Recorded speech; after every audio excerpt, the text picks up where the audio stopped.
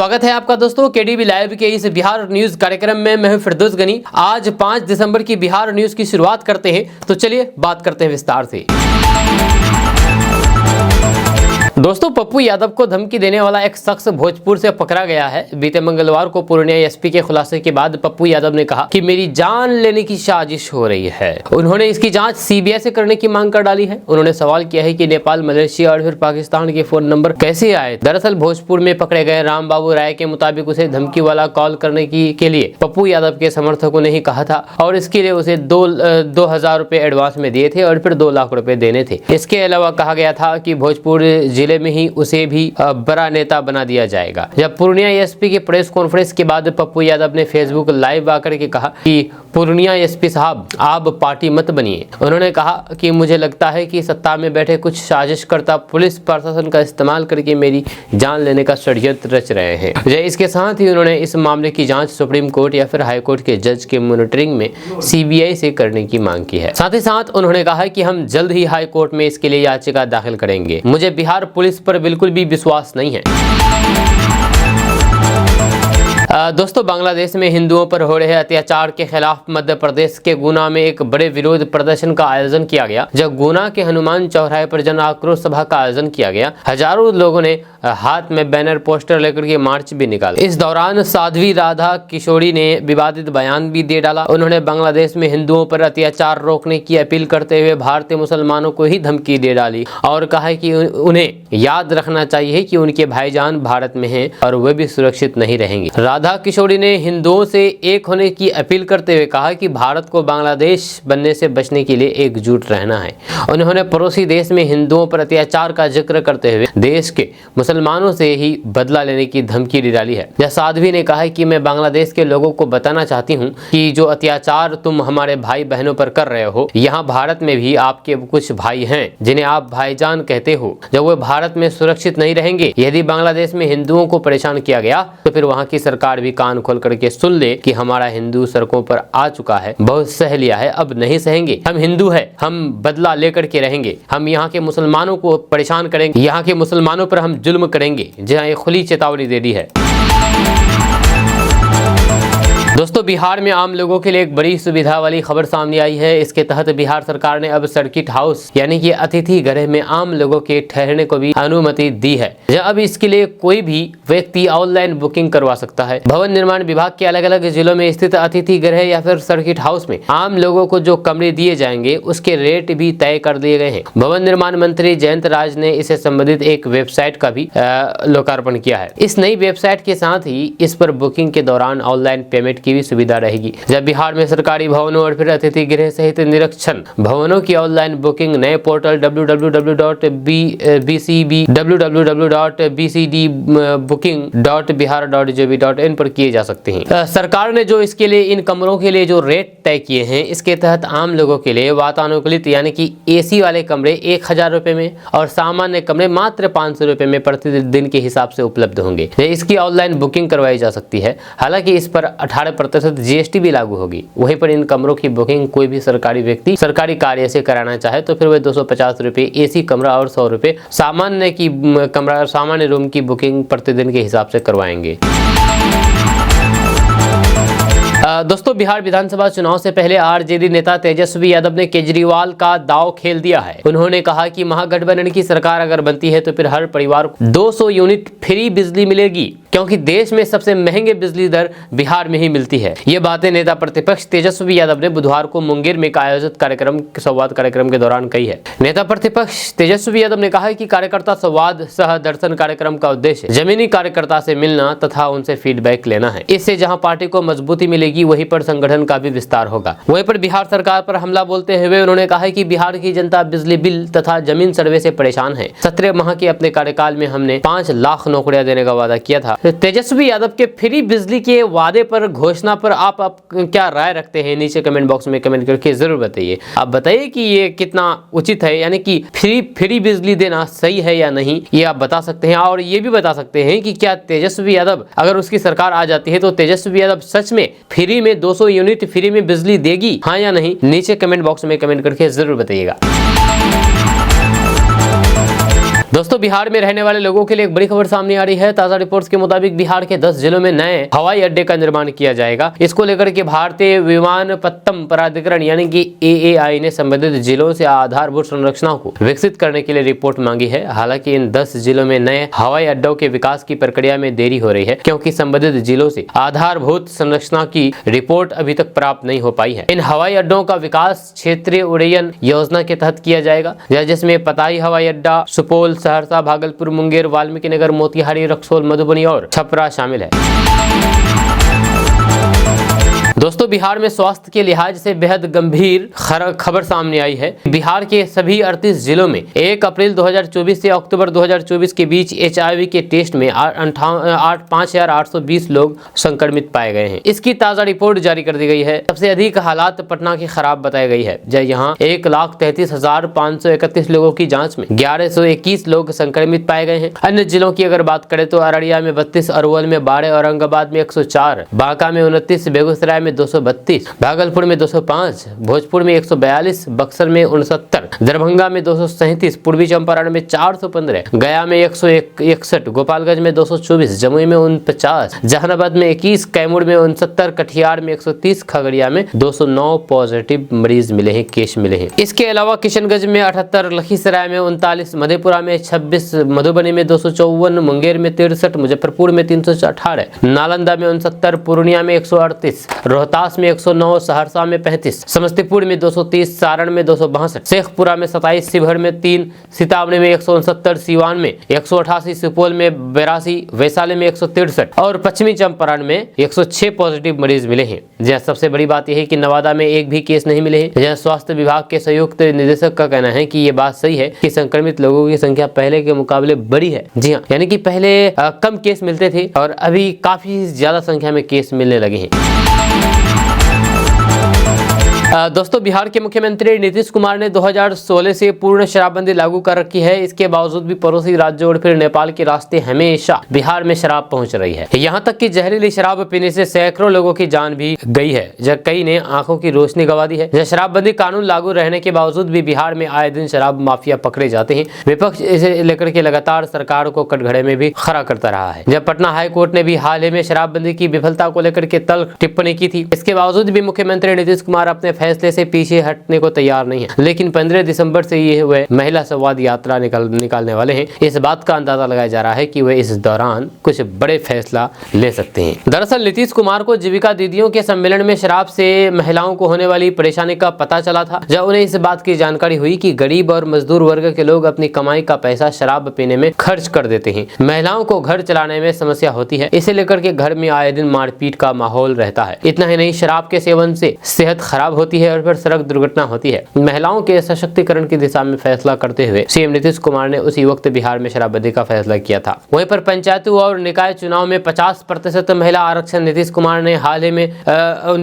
सबसे पहले दिया। इसके साथ ही नौकरियों में महिलाओं के लिए 35% आरक्षण का प्रावधान किया। जीविका दीदियों की बहाली की, बच्चियों को पढ़ने के लिए प्रोत्साहन राशि, उनके ही कहने पर शराबबंदी कानून भी लाया। यही वजह है कि महिलाओं ने हमेशा नीतीश कुमार का साथ दिया है। नीतीश कुमार भी किसी महत्वपूर्ण निर्णय के पहले महिलाओं से राय शुमारी करते हैं। इसलिए ऐसी अटकलें लगाई जा रही है कि शराबबंदी खत्म करने या फिर जारी रखने का फैसला भी नीतीश उनकी मर्जी जाने बगैर शायद ही। दोस्तों, बिहार सरकार ने जमीन सर्वे को लेकर के एक नई घोषणा की है, जिससे अब रैयतों को पुराने खतियान दस्तावेजों की आवश्यकता नहीं होगी। जब पहले जहां पर जमीन का सर्वे कराने के लिए खतियान के कागजात जरूरी थे, वहीं पर अब सिर्फ खाता और फिर प्लॉट नंबर देने से ही सर्वे की प्रक्रिया पूरी हो जाएगी, शुरू हो जाएगी। इस निर्णय से रैयतों को राहत मिलेगी, क्योंकि अब उन्हें पुराने कागजात इकट्ठा करने के लिए सरकारी दफ्तरों के चक्कर नहीं लगाने पड़ेंगे। जब बिहार में जमीन सर्वे के लिए पहले खतियान की आवश्यकता होती थी, लेकिन अब ये नियम बदल गए हैं। अब लोग केवल खाता नंबर और प्लॉट नंबर के आधार पर सर्वे के लिए आवेदन कर सकते हैं। इस बदलाव से लोगों को सरकारी दफ्तरों में पुराने दस्तावेज तलाशने की आवश्यकता नहीं उठानी पड़ेगी। जब पहले कई लोग इस कारण परेशान थे, क्योंकि पुराने दस्तावेज या तो खराब हो गए थे या फिर मिल नहीं रहे थे। जब बिहार सरकार ने दस्तावेजों का डिजिटलाइजेशन भी शुरू किया, अब तक 1995 से लेकर के अब तक कई दस्तावेज डिजिटल किए जा चुके हैं। हालांकि 1796 से 1995 तक के करीब 5,13,48,914 दस्तावेज अभी भी डिजिटलाइजेशन के काम में हैं। पुराने दस्तावेज खराब होने या फिर ना मिलने के कारण बहुत से आवेदन रिजेक्ट हो रहे थे, जिससे सर्वे की रफ्तार धीमी हो गई थी। दोस्तों एक बार फिर से बिहार में बीपीएससी शिक्षक और शिक्षिका का शादी का अजीब मामला सामने आया है। दरअसल बात यह है कि बीपीएससी शिक्षक और शिक्षिका का एक वीडियो कुछ दिन पहले वीडियो वायरल हुआ था, जिसमें पकड़ुआ शादी करा दी गई थी। एक शिक्षक का पकड़ुआ शादी करा दी गई थी। लेकिन आज जो खबर सामने आई है वो ऐसे पकड़ुआ विवाह तो नहीं, बल्कि बीपीएससी से ही बने शिक्षक और शिक्षिका ने भाग करके प्रेम विवाह कर लिया है। जी आपको बता दूं कि मामला बिहार के वैशाली जिला के तुर्की थाना क्षेत्र का है। यह तुर्की थाना क्षेत्र के लक्ष्मीपुर प्राथमिक विद्यालय की है। फिलहाल दोनों लापता है। यह शिक्षिका की मां ने थाने में शिक्षक पर ब्लैकमेलिंग करके अपहरण करने का मामला दर्ज कराया है। इस मामले पर पुलिस का कहना है कि शिक्षिका वैशाली जिले के सराय थाना क्षेत्र निवासी अरुण कुमार की पुत्री अमृता कुमारी है, जबकि आरोपी शिक्षक हाजीपुर के गंगा ब्रिज थाना क्षेत्र के पाया नंबर 10 के पास रहने वाले देवनाथ शाह के पुत्र राहुल कुमार है। दोनों शिक्षक वैशाली जिले के रहने वाले हैं और फिर दोनों मुजफ्फरपुर जिला के तुर्की स्थित प्राथमिक विद्यालय लक्ष्मीपुर में तैनात थे। दोनों एक साथ ही विद्यालय आते थे और फिर दोनों एक साथ ही विद्यालय से घर जाते थे। इस बीच दोनों के बीच प्रेम प्रसंग चलने लगा और फिर दोनों एक साथ फरार हो गए हैं। बिहार विद्यालय परीक्षा समिति की मैट्रिक और फिर इंटर की परीक्षा में टॉप करने वालों को अवार्ड दिया गया है। आपको बता दूं कि बिहार बोर्ड ने टॉप 10 छात्रों को 10,000 रुपए से लेकर के 1 लाख रुपए तक का कैश दिए हैं। साथ ही साथ एक लैपटॉप, प्रशस्ति पत्र और फिर मेडल भी प्रदान किया है। जब मेधा दिवस के अवसर पर शिक्षा विभाग के मंत्री सुनील कुमार और फिर बिहार बोर्ड के अध्यक्ष आनंद किशोर ने इन बच्चों को पुरस्कार दिया है। साथ ही इंटरमीडिएट एवं मैट्रिक वार्षिक परीक्षा 2024 के उत्कृष्ट संचालन में सर्वश्रेष्ठ योगदान देने वाले भोजपुर, पूर्वी चंपारण, दरभंगा, गया, मधुबनी, मुजफ्फरपुर, नालंदा, पटना, पूर्णिया और वैशाली जिला के पदाधिकारियों और जिला शिक्षा पदाधिकारियों को सम्मानित किया गया है। जहाँ कैश के अलावा लैपटॉप, प्रशस्ति पत्र और फिर मेडल भी मिले हैं। आपको बता दें कि बिहार बोर्ड की ओर से कहा गया है कि मैट्रिक में प्रथम 10 स्थान प्राप्त करने वाले 51 विद्यार्थी थे। इंटर के तीनों संकाय यानी कि वाणिज्य, कला एवं विज्ञान में प्रथम स्थान प्राप्त किए हुए 24 विद्यार्थियों को पुरस्कृत किया गया है। समितियों द्वारा मैट्रिक एवं इंटरमीडिएट परीक्षा वार्षिक परीक्षा 2024 में प्रथम स्थान प्राप्त किए हुए विद्यार्थियों को 1 लाख रुपए, द्वितीय स्थान प्राप्त किए हुए विद्यार्थियों को 75,000 रुपए, तृतीय स्थान प्राप्त करने वाले विद्यार्थियों को 50,000 रुपए दिया गया है। दोस्तों बिहार के पश्चिमी चंपारण जिले में लोग बाघ की दहशत से खौफजदा है। यहाँ पर वन विभाग ने लोगों से कहा कि वो अकेले खेत में ना जाएं। जब बघा, टूकी, ढोल बजुआ, लक्ष्मीपुर पंचायत के हथुदुहा गांव से सटे जंगल के समीप मंगलवार दोपहर बाघ ने भैंस को शिकार बना लिया। बाघ की दहाड़ सुनकर के चरवाहे मवेशियों को छोड़ करके गाँव की ओर भागे। इस जानकारी पर ग्रामीण पहुंचे और फिर शोर मचाया तो फिर बाघ जंगल के पास गन्ने के खेत में घुस गया। यह घटना जंगल के किनारे कक्ष संख्या में 39 और फिर 40 के समीप की है। आपको बता कि चीहोटाहा रेंज के रेंजर विजेंद्र कुमार ने बताया है कि चरवाहे मवेशियों को लेकर के जंगल के पास चराने गए थे। इसी दौरान बाघ ने भैंस पर हमला कर दिया। बाघ की निगरानी के लिए टीटीपीपी की टीम तैनात की गई। जब बाघ के पग मार्ग की ट्रैकिंग शुरू कर दी गई। जब मिली जानकारी के अनुसार चरवाहे मवेशियों को चराने के लिए जंगल के पास ले गए थे। इसी दौरान बाघ ने भैंस पर हमला कर दिया और फिर पल भर में उसे मार डाला। बाघ को देख करके उनकी दहाड़ सुन करके चरवाहे डर करके मारे गांव में भाग खड़े हुए। दोस्तों मोक्ष और ज्ञान की भूमि गया जी में विकास का ये नया अध्याय जुड़ने जा रहा है। गया और बोध गया की धार्मिक महत्ता और फिर पर्यटकों की संख्या को ध्यान में रखते हुए जल्द ही मेट्रो की सौगात मिलने वाली है। इससे परिवहन के क्षेत्र में आम लोगों के साथ साथ दूसरे देशों से आने वाले पर्यटक और फिर श्रद्धालुओं को काफी सहूलियत होगी। गया बोध गया मेट्रो को लेकर के सर्वे का कार्य पूरा कर लिया गया है। अब दूसरे चरण में मेट्रो का रूट का निर्धारण होना है। मेट्रो के रूट निर्धारण को लेकर के 6 दिसंबर को जिला मुख्यालय में डीएम डॉक्टर त्यागरंजन एसएम की अध्यक्षता में एक बड़ी बैठक होने वाली है। जब विश्वस्त सूत्रों के अनुसार बैठक में जनप्रतिनिधि, जिला परिषद अध्यक्ष, उपाध्यक्ष, मेयर, वार्ड पार्षद, सामाजिक संगठन, सामाजिक कार्यकर्ता, मेट्रो का कार्य करने वाले कार्य एजेंसी, सीईओ सहित कई गणमान्य लोग शामिल होंगे। ये सभी लोगों के बीच रूटों के निर्धारण को लेकर के चर्चा होगी। जो सूत्र बताते हैं कि मेट्रो के रूट में बेला का काली मंदिर, गया हवाई अड्डा, विष्णुपद मंदिर, प्रगतिशिला मार्ग, बोध गया, मगध विश्वविद्यालय, IIM, IHM जैसे संस्था को भी टच करते हुए इनके आसपास स्टेशन का निर्माण हो सका है। इन स्टेशनों के रूट पर भी चर्चा होगी। ये मार्ग पर भी सर्वसम्मति बनाने का प्रयास किया जाएगा। दोस्तों, बिहार के सरकारी शिक्षकों के लिए एक बड़ी खुशखबरी सामने आई है। ताज़ा रिपोर्ट्स के मुताबिक राज्य सरकार ने यानी कि बिहार सरकार ने एक अहम कदम उठाया है, जिसके तहत अब बिहार के सरकारी स्कूलों में कार्यरत शिक्षकों को सेवाकालीन प्रशिक्षण के लिए दूसरे जिलों में जाने की जरूरत नहीं पड़ेगी। खबर के अनुसार शिक्षा विभाग ने घोषणा की है कि ये प्रशिक्षण उनके वर्तमान कार्यस्थल यानी कि उसी जिले में आयोजित किया जाएगा यहाँ पर जहाँ वे तैनात है। जब विभाग के इस फैसले से शिक्षकों को प्रशिक्षण लेने में काफी आसानी होगी, क्योंकि अब उन्हें लंबी यात्रा करने की आवश्यकता नहीं पड़ेगी। इसके अलावा ये निर्णय राज्य सरकार के लिए भी फायदेमंद होगा, क्योंकि इससे प्रशिक्षण पर होने वाले खर्चों में कमी आएगी। ये नई व्यवस्था अगले साल जनवरी से लागू हो जाएगी। सिपाही भर्ती में शामिल हुए अभ्यर्थियों के लिए बड़ी खबर सामने आई है। बिहार की नीतीश सरकार ने सिपाही भर्ती अभ्यर्थियों की मांग को स्वीकार कर लिया है। दरअसल बीते कई दिनों से सिपाही भर्ती अभ्यर्थियों की तरफ से कई मांगों को रखते हुए लगातार धरना प्रदर्शन दिया जा रहा था। वहीं पर अब नीतीश सरकार ने इन मामले में बड़ा फैसला लिया है। केंद्रीय चयन परिषद के अध्यक्ष जितेंद्र कुमार ने इसकी जानकारी दी है। केंद्रीय चयन परिषद की तरफ से इस मामले को लेकर के प्रेस विज्ञप्ति जारी की गई है। आयोग ने साफ कर दिया है कि अगर अभ्यर्थियों के पास NCL और EWS का सर्टिफिकेट आज भी मान्य होगा। आपको बता दूं कि सिपाही भर्ती परीक्षा के में पास अभ्यर्थियों के दस्तावेज का सत्यापन 9 दिसंबर से शुरू होना है। इस बीच अभ्यर्थी लगातार धरना प्रदर्शन कर रहे थे। अभ्यर्थियों की मांग थी कि उनसे 2022 के पहले दस्तावेज नहीं लिया जाए।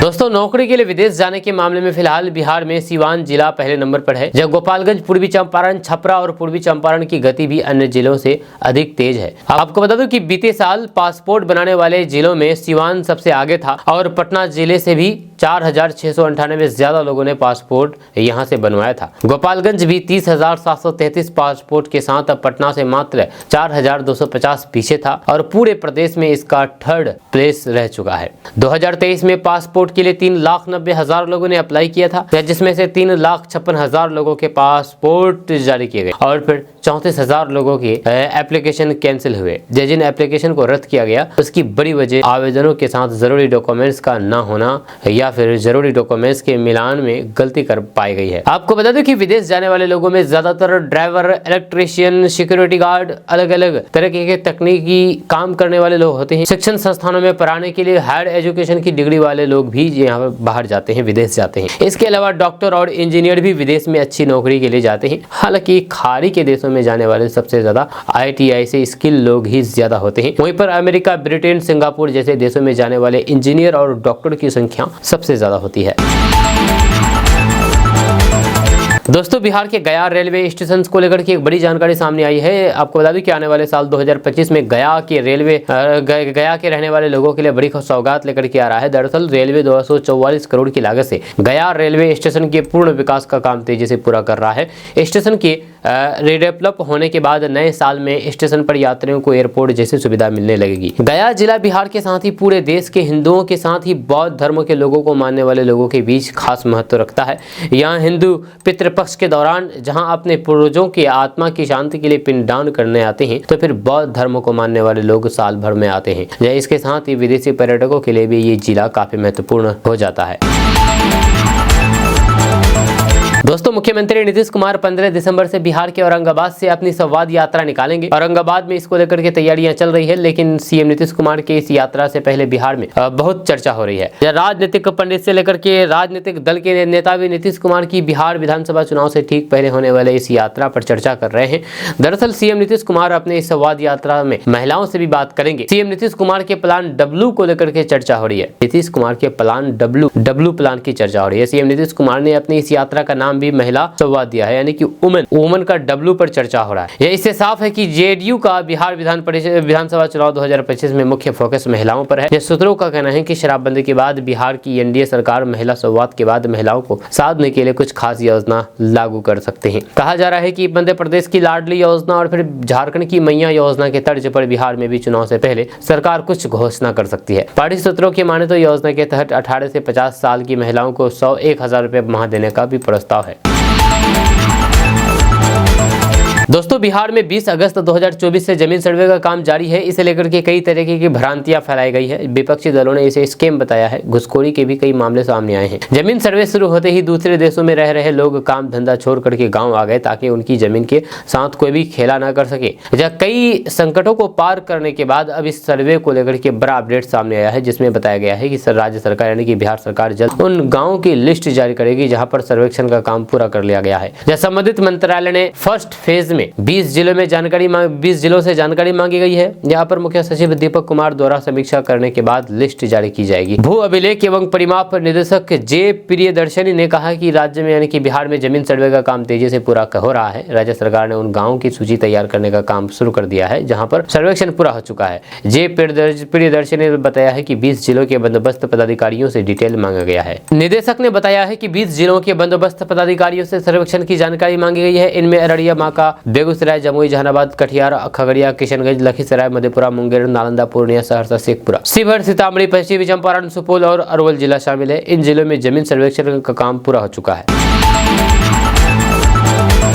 दोस्तों, कांग्रेस नेता राहुल गांधी की संभल यात्रा को पुलिस प्रशासन ने गाजीपुर बॉर्डर पर ही रोक दिया, जिसको लेकर के बयानबाजियों का दौर शुरू हो गया है। बिहार सरकार के उप मुख्यमंत्री सम्राट चौधरी ने कहा है कि राहुल गांधी अराजकता फैलाने की कोशिश कर रहे हैं, वो सांप्रदायिक उन्माद फैलाने की कोशिश कर रहे हैं और उनका कोई भी काम नहीं है, इसलिए वे संभल जा रहे हैं। जब यूपी की सरकार ने पहले ही कह दिया था कि 10 दिसंबर तक कोई भी राजनीति से जुड़ा कोई व्यक्ति नहीं जा सकता है, तब संभल जाने की कोशिश क्यों की जा रही है? ये केवल और केवल राजनीति से प्रेरित होकर के उठाया गया कदम है। वहीं पर राजद नेता तेजस्वी यादव ने नीतीश कुमार की यात्रा को सरकारी खजाने का बंदरबांट बताते हुए हमला बोला है, जिसको लेकर के सम्राट चौधरी ने कहा कि तेजस्वी यादव से लालू प्रसाद यादव और राबड़ी देवी की सरकार में जिस तरह से सरकारी खजानों की लूट की जा रही थी, ये जग जाहिर बात है। ऐसे लोग अब नीतीश कुमार की यात्रा पर सवाल उठाते हैं तो फिर ये बेहद ही दुर्भाग्यपूर्ण घटना है। जिस पार्टी का भ्रष्टाचार से नाता हो वो दूसरों को नसीहत ना दे तो फिर अच्छा ही होगा। वहीं पर जेडीयू सांसद देवेश चंद्र ठाकुर ने सीएम नीतीश कुमार की महिला सम्मान यात्रा को लेकर के कहा है कि इसका बिहार में अच्छा प्रभाव पड़ेगा। उन्होंने राज्य की महिलाओं के लिए तमाम बड़े काम किए हैं। महिलाओं के लिए जिला परिषद में 50% आरक्षण देने का काम किया है। महिलाओं में उनकी लोकप्रियता को देखते हुए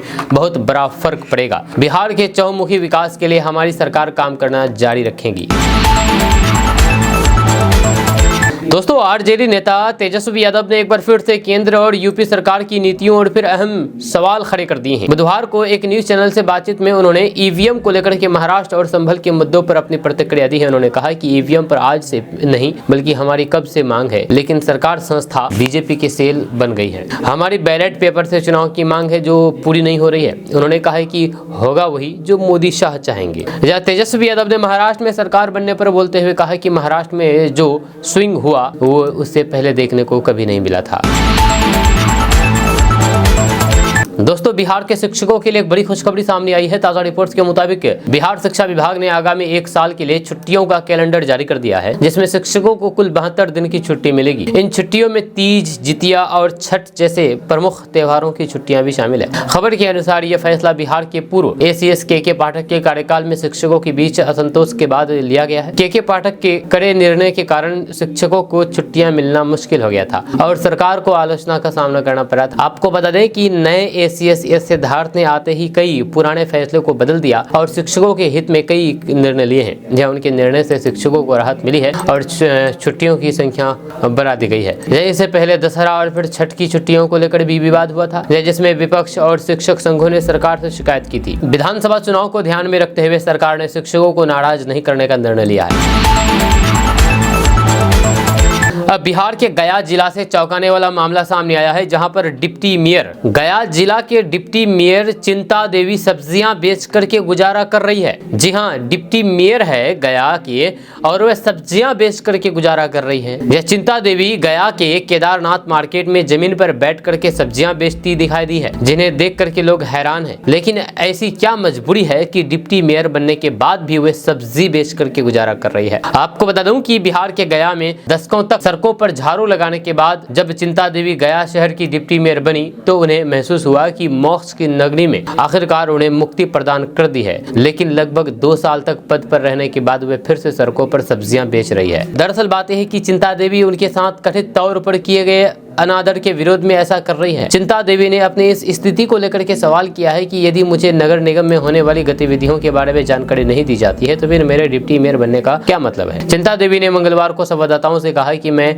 गया नगर निगम प्रशासन के रवैये से बहुत परेशान हूँ। निगम में होने वाली बैठकों में भी मुझे नहीं बुलाया जाता है। अधिकारी मुझे शहर में निगम द्वारा चलाई जा रही योजनाओं की जानकारी तक नहीं देते हैं। गया नगर निगम में 35 सालों तक सफाई कर्मी के रूप में काम करने वाली चिंता देवी अपनी रिटायरमेंट के 2 वर्ष बाद दिसंबर 2022 में गया की डिप्टी मेयर चुनी गई थी। लेकिन चिंता देवी को मंगलवार को केदारनाथ बाजार में सब्जी बेच करके देख करके हर कोई हैरान रह गया और उनके आसपास भारी संख्या में लोग जमा हो गए। चिंता देवी ने आरोप लगाया है कि पिछले कई महीनों में उन्हें डिप्टी मेयर का वेतन नहीं दिया गया है। उन्होंने कहा कि यही वजह है कि मैंने गया की सड़कों पर सब्जियां बेचने का फैसला किया है। बिना किसी काम के नगर निगम दफ्तर में बैठने से बेहतर है कि सब्जियां बेचा जाए। चिंता देवी ने दावा किया है कि मैं सब्जी बेच करके पैसे कमा सकती हूँ। हालांकि मुझे नगर निगम के रिटायर कर्मचारी के रूप में पेंशन मिलती है, लेकिन मुझे निगम द्वारा कोई भी सुविधा नहीं दी जा रही है। दोस्तों, बिहार में हुए 4 सीटों के उपचुनाव में करारी शिकस्त मिलने के बाद प्रशांत किशोर तिरहुत स्नातक चुनाव को जीतने के लिए एड़ी चोटी का जोर लगा रहे हैं। वे लगातार चुनाव क्षेत्र में कैंप कर रहे हैं और लोगों को समझा रहे हैं और कह रहे हैं कि पिछले 30 सालों से बिहार की सियासत पर सिर्फ 1250 परिवारों का कब्जा है। आपको बता दूं कि बिहार की राजनीति परिवारवाद और जातिवाद की जंजीरों में जकड़ी हुई है। चाहे किसी भी दल की सरकार हो, बिहार में सत्ता इन्हीं 1250 परिवारों के हाथों में रहती है। जब उन्होंने समाज के मन में ये डर बैठा दिया है कि अगर आपके पास पैसा और फिर जाति का समर्थन नहीं है तो फिर आप चुनाव नहीं लड़ सकते। प्रशांत किशोर का कहना है कि बिहार की जनता को राजनीतिज्ञों ने अब तक छला ही है। लोगों को लगता है कि लालू यादव का दल है या फिर रामविलास पासवान की पार्टी है, लेकिन अगर भाजपा का उदाहरण लें तो फिर बिहार में भाजपा से उप मुख्यमंत्री सम्राट चौधरी है जो शकुनी चौधरी के पुत्र हैं। शकुनी चौधरी कांग्रेस शासनकाल में विधायक और मंत्री थे। जब लालू प्रसाद का शासन आया तब भी वे विधायक और मंत्री बने। उन्होंने आगे कहा कि नीतीश कुमार की सरकार में भी उन्होंने यही भूमिका निभाई और जीतन राम मांझी के मुख्यमंत्री काल में भी वे विधायक और मंत्री रहे। आज जब भाजपा को राजनीति करनी है तो फिर उसे भी कोई और कुशवाहा नहीं मिला, बल्कि शकुनी चौधरी का पुत्र ही मिला। दोस्तों, बिहार के मौसम में 48 घंटे के बाद बड़ा बदलाव देखने को मिल सकता है। बिहार के पूर्वी जिलों में मौसम में बदलाव के साथ ही ठंड बढ़ने की आशंका है। मौसम विज्ञान केंद्र ने न्यूनतम तापमान में गिरावट का पूर्वानुमान जारी किया है। जो आपको बता दें कि पटना स्थित मौसम विज्ञान केंद्र के मौसम वैज्ञानिक आनंद शंकर ने एक न्यूज चैनल से बातचीत करते हुए बताया है कि फिलहाल सुबह और फिर शाम में विजिबिलिटी 200 मीटर से 1000 मीटर के आसपास रहेगी। बिहार में न्यूनतम तापमान 10 से 15 डिग्री सेल्सियस है, जबकि अधिकतम तापमान 30 डिग्री सेल्सियस तक है। अगले 48 घंटे के बाद यानी कि 5 दिसंबर से यानी कि आज से पूर्वी बिहार के जिले में तापमान 3 डिग्री तक गिरावट दर्ज की जाएगी। इसका असर कैमूर, बक्सर, भोजपुर, चंपारण समेत कई अन्य जिलों पर पड़ेगा। इसके साथ ही उत्तर बिहार के इलाकों में कुहासे का असर ज्यादा देखने को मिलेगा। दोस्तों, पीएम किसान सम्मान निधि योजना की 19वीं किस्त का करोड़ों किसानों को बेसब्री से इंतजार है और करोड़ों किसान इंतजार कर रहे हैं। पीएम किसान केंद्र सरकार द्वारा चलाई जाने वाली एक योजना है जिसके तहत किसानों को आर्थिक सहायता मिलती है। इसके तहत पात्र किसानों को हर साल 3 बराबर किस्तों में 6000 रुपए दिए जाते हैं। पीएम किसान योजना के तहत पिछली किस्त 18वीं किस्त 5 अक्टूबर 2024 को जारी की गई थी और अब सबकी निगाहें 19वीं किस्त पर अटकी है। आपको बता दूं कि 19वीं किस्त फरवरी 2025 के पहले हफ्ते में जारी होने की संभावना है। हालांकि सरकार ने अभी तक आधिकारिक तारीख का ऐलान नहीं किया है। हालांकि उम्मीद है कि 19वीं किस्त बजट 2025 के बाद ही जारी की जाएगी। केंद्र सरकार का बजट साल 2025 में 1 फरवरी को आएगा। ऐसे में उम्मीद है कि अगली किस्त बजट के बाद ही किसानों के बैंक खाते में आ जाएगी। किसान अपना लाभार्थी स्टेटस चेक कर सकते हैं। अगर आप जानना चाहते हैं कि आपका नाम लाभार्थी की सूची में है या नहीं तो फिर आप www.pmkisan.gov.in पर जाएं और यहां से अपना नाम चेक कर सकते हैं।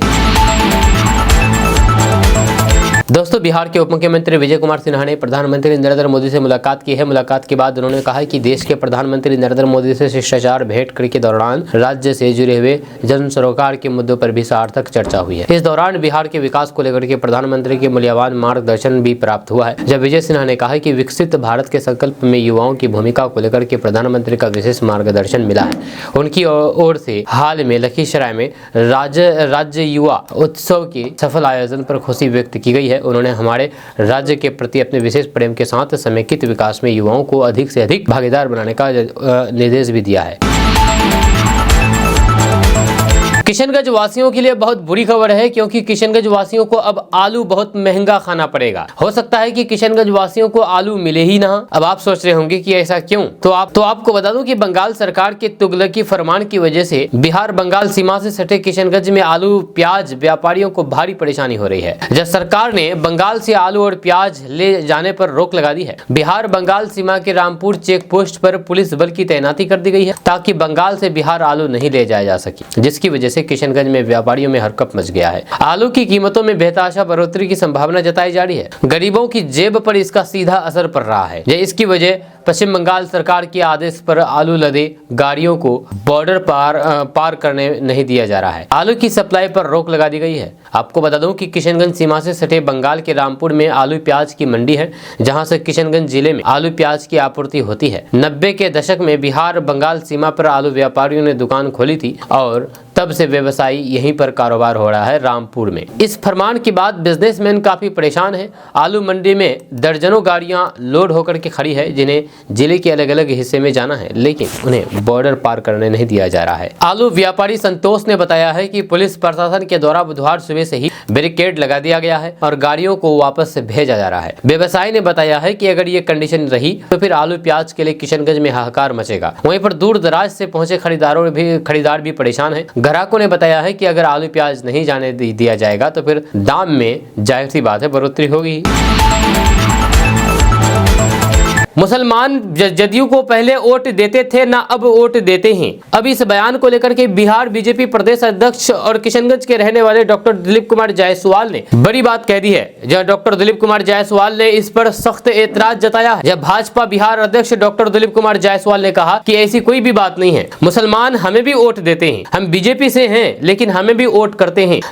उनकी नजरिया अलग हो सकता है लेकिन मेरी नजरिया है और मुझे पूरा विश्वास है, मुझे वोट देते हैं, यहाँ के मुसलमान मुझे वोट करते हैं। जब कहा जाए तो डॉक्टर दिलीप कुमार जायसवाल सीधे तौर पर जेडीयू सांसद केंद्रीय मंत्री ललन सिंह के बयान का विरोध किया है। आपको बता दूं कि किशनगंज में भूमि सुधार मंत्री बीजेपी के प्रदेश अध्यक्ष डॉक्टर दिलीप कुमार जायसवाल ने पूर्व राज्यसभा सांसद और जदयू नेता गुलाम रसूल बलियावी और केंद्रीय मंत्री ललन सिंह के बयान का विरोध किया है। दरअसल आपको बता दूं कि पूर्व सांसद ने कहा था कि अगर आगामी विधानसभा चुनाव 2025 में जेडीयू को वोट नहीं दिया तो फिर मुसलमान सबसे बड़ा गद्दार होंगे। जब भाजपा के प्रदेश अध्यक्ष डॉक्टर दिलीप कुमार जायसवाल ने कहा है कि कोई भी देश तभी आगे चल सकता है जब सबका साथ हो और सबका विकास हो। 140 करोड़ लोगों के साथ ये लोकतंत्र का देश है, इसमें सभी को बराबर नजरिए से देखने की जरूरत है, इसलिए लोगों को इन सब बातों में पड़ना नहीं चाहिए। जब प्रदेश अध्यक्ष डॉक्टर दिलीप कुमार जायसवाल ने कहा है कि मैंने किशनगंज, अररिया, पूर्णिया से चुनाव जीता है, करीब 70% यहाँ पर मुसलमान भाई हैं, लेकिन हमें सब वोट देते हैं। नजरिया कैसा है उस पर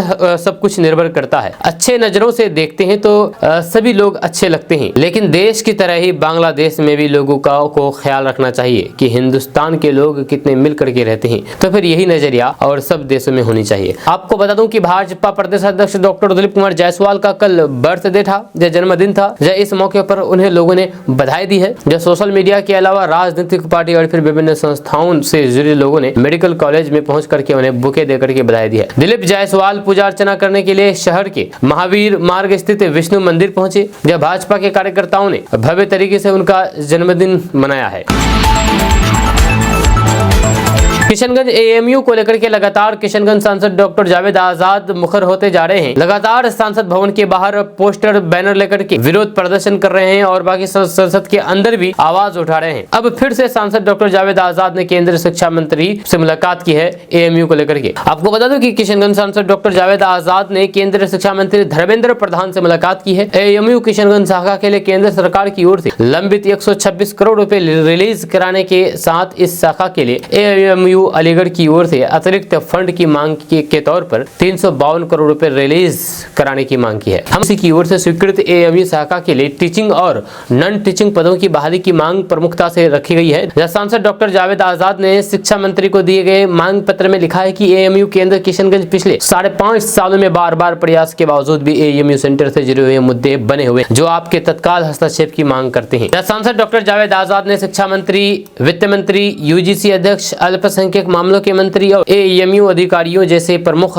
हितधारकों के साथ बातचीत की है। साथ ही साथ अलग अलग संसदीय चैनलों के माध्यम से इस मामले को आगे बढ़ाया। सांसद ने कहा है कि हमारे प्रयासों से सरकार की ओर से कोई भी ठोस प्रगति या फिर सकारात्मक प्रतिक्रिया नहीं मिली है। हाल ही में एएमयू ने आधिकारिक तौर पर मंत्रालय से संवाद किया है, जिसमें किशनगंज एएमयू सेंटर में बुनियादी ढांचे के विकास के लिए आवंटन धन में 126 करोड़ रुपए और 352 करोड़ रुपए का वित्तीय अनुदान जारी करने की मांग की गई है। इसके अलावा यूजीसी द्वारा स्वीकृत 29 शिक्षण और 19 गैर शिक्षण के पद केंद्र के शैक्षणिक और फिर परिचालन कार्य क्षमता के लिए महत्वपूर्ण है। अब दोस्तों, किशनगंज के बिशनपुर में ज्वेलरी व्यापारी से हुए लूटकांड को लेकर के किशनगंज एसपी सागर कुमार पूरी तरीके से एक्टिव हो गई है। किशनगंज एसपी सागर कुमार खुद जांच करने के लिए पहुंचे और आरोपियों की खोजबीन करने लगे हैं। जैसे कि आपको पता होगा कि कुछ दिन पहले भी केडीबी लाइव के माध्यम से खबर चलाई गई थी कि किशनगंज के बिशनपुर बाजार के एक ज्वेलरी कारोबारी से ज्वेलरी से भरा थैला छीन करके अपराधियों द्वारा गोलीबारी करते हुए भाग निकला था। अब इसी आरोपियों की खोजबीन के लिए किशनगंज एसपी सागर कुमार खुद जांच में जुट गई है और आरोपियों की खोजबीन कर रही है। हम किशनगंज के कोचा धामन में ज्वेलरी कारोबारी से लूट मामले में एसपी सागर कुमार ने मामले को गंभीरता से लेते हुए एसआईटी का गठन कर लिया है। पुलिस घटना में शामिल आरोपियों की खोजबीन में लग गई है। जब पुलिस को आशंका है कि पूर्णिया या फिर अररिया के किसी गैंग ने घटना को अंजाम दिया है, एसडीपीओ गौतम कुमार के नेतृत्व में एसआईटी का गठन किया गया, जहां एफएसएल की टीम भी जांच के लिए घटनास्थल पर पहुंची है। आपको बता दूं कि सर्राफा कारोबारी कैलाश अग्रवाल के बेटे सन्नी अग्रवाल को अपराधियों ने रविवार को निशाना बनाया। इस घटना को अपराधियों ने उस वक्त अंजाम दिया था जब सन्नी अपने घर से दुकान जा रहा था। इस दौरान बिशनपुर जामा मस्जिद के सामने अपराधियों ने पिस्तौल दिखा करके उन्हें रोका और फिर उनके पास से पैसे और फिर सोना चांदी से भरा हुआ एक बैग छीन लिया। जहां लूट के बाद दहशत फैलाने के उद्देश्य से अपराधी फायरिंग करते हुए भाग निकले थे, लेकिन अब इस मामले पर पुलिस कार्रवाई में जुट गई है।